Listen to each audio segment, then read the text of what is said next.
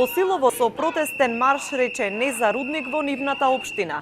И деца и возрастни се приклучија на поворката што тргна од фудбалското игралиште во Босилово и траеше до центарот на селото, каде иницијаторите одржаа говори. Протестот на младите од општина Босилово го затвори магистралниот пат Струмица-Новосело, што води кон границата со Република Бугарија.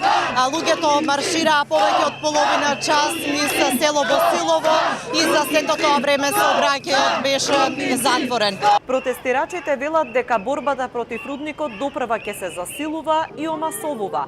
Бараат надлежните да реагираат и сериозно да ги сватат нивните пораки и барања. Македонија има 3 езера. Имаше Охридски договор. Имавме Преспански договор. Но верувајте, судбоносниот ќе биде Којранскиот договор. Тоа ќе биде договор на граѓаните, каде што ќе преземат работата во своите раце. Категорично против рудникот, да.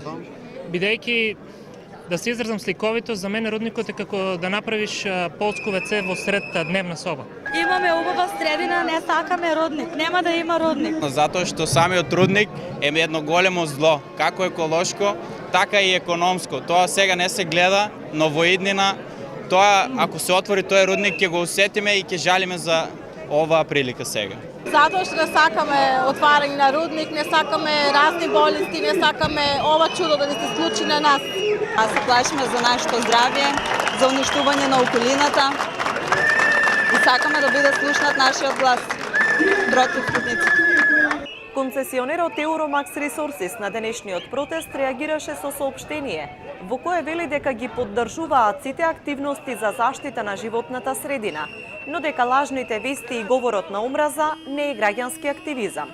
Euromax вели дека имаат добра комуникација со повеќето граѓански здруженија, но постои мала група која ширела паушални изјави и неточни податоци на штета на компанијата.